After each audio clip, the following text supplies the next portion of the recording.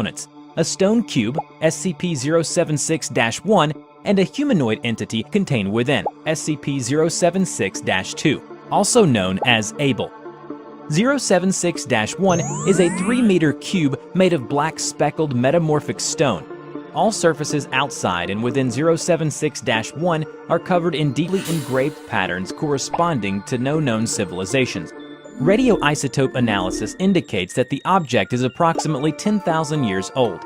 A door is located on one side, sealed with a lock 0.5 meters in width, surrounded by 20 smaller locks in a circular pattern. As of yet, none of the keys have been found, making the door impossible to lock once closed. Interior temperature is approximately -180 degrees Celsius and cannot be altered by any means, internal or external.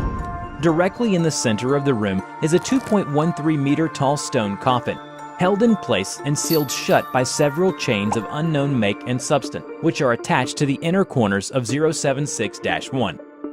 SCP-076-2 resembles a lean, Semitic human male in his late 20s. Hair is black and eyes are gray, skin tone olive. He is 1.96 meters in height and 81.65 kilograms in weight. Numerous tattoos depicting arcane and occult iconography are present all over the body, mostly in the form of leering demonic faces, and ranges from subtle to openly ostentatious. When encased inside 076-1, he is technically dead. However, occasionally 076-2 will awaken, effectively reanimating, complete with all vital processes needed to sustain a living human being. He will then attempt to leave 076-1. If successful, he will enter a trance state and seek out the nearest human being, ignoring all other living things in the process. Upon coming into contact with living humans, 076-2 will enter a rage state in which it attempts to engage and kill all human beings encountered. To date, only his death has been shown to be effective in ending these rampages. SCP-076 was found in Mongolia in the 19th century by archaeologists from England. All members of the expedition were subsequently killed on the return voyage home. 076 was recovered from the ship of an unknown organization and placed on display in their inner sanctum. 076 remained in storage for years, until 076-2 became active and escaped on his own. The reason for SCP-076's activation is currently unknown, but it was at this point that the keys to the outer shell were lost. A massive manhunt lasting over 3 years took place until 076-2 was incapacitated, killed, and reformed inside SCP-076-1, by then retrieved and secured by agents of the SCP Foundation. 076-2 was in custody for 3 more years, under constant supervision, and was terminated whenever it became active, although it occasionally was able to escape for short periods of time, often due to security breaches caused by attacks from other organizations.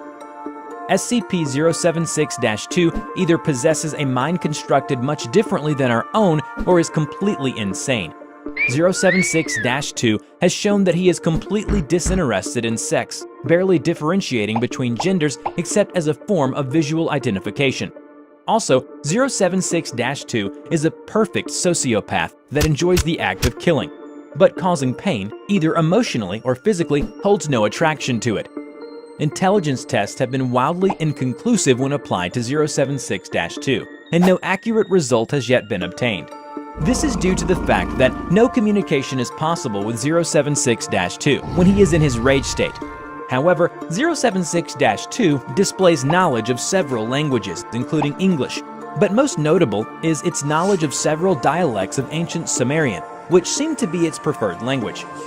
Considering SCP-076-2's proficient use of the Sumerian language, researchers have asked him to translate several documents.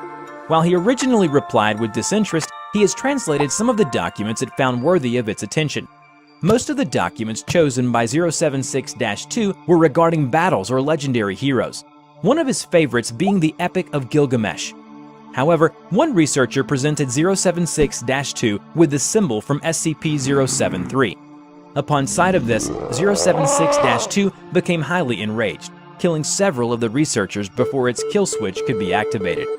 When questioned about this, 076-2 responded aggressively, and that line of questioning was immediately dropped. it is recommended anything pertaining to SCP-073 never be brought to the attention of SCP-076-2, and that the two are never to be in the same facility. Terminating 076-2 is often problematic due to its significant physical abilities. 076-2 has superhuman strength and speed, and although not invulnerable, he has shown a remarkable ability to ignore pain and shock, pressing on despite what would be debilitating wounds in normal humans. Prior encounters have shown that SCP-076-2 has the ability to rip through a reinforced steel security door over the course of 4 minutes of sustained assault. He could take multiple 50 caliber BMG rounds to the head and survive for several minutes to continue killing, despite severe damage to the cerebellum. He could also swat handgun and assault rifle caliber bullets out of the air with a length of steel rebar. Foundation's personnel have also seen him clear over 64 meters of distance in under 3 seconds, and survived for over 1 hour deprived of oxygen before finally asphyxiating. SCP-076-2's most unusual ability, however, is his ability to apparently materialize bladed weapons out of nowhere. Slow-motion video footage reveals that the blades in question are actually pulled from a miniature dimensional rift described as a small hole in space. Where this portal led is unknown, as is how 076-2 can generate said rifts. Footage of the blades in question shows them to be made out of a completely non-reflective black material appearing as a black void in space.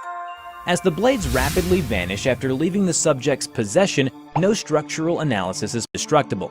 076-2 has effectively been killed several times in various manners, such as sustained fire from multiple heavy caliber machine guns, asphyxiation, crushed beneath a 13.6 metric ton piece of elevator equipment, and cremation through the use of a thermate TH3 grenade placed directly inside SCP-076-2's open chest cavity. Upon death, 076-2's remains will putrefy rapidly until reduced to dust. 076-1 and the coffin within will then slam shut with great force, and the lock will rotate, sealing it shut. 076-2 will then reform within the coffin. This process takes anywhere from 6 hours to 25 years. 076-2 has nothing but contempt for human beings, with one exception. He seems to hold a wary respect for those it acknowledges as its superior.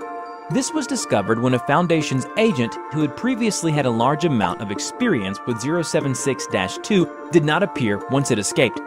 076-2 seemed distressed, asking several personnel where the agent was hiding.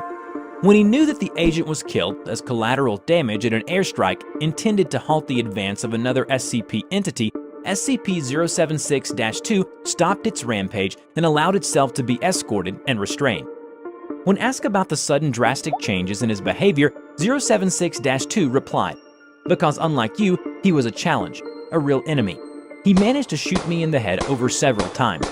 A man like that deserves to die in combat, not in some destruction ordered by cowardly kings and princes safe in their palaces. The rest of you, you disgust me.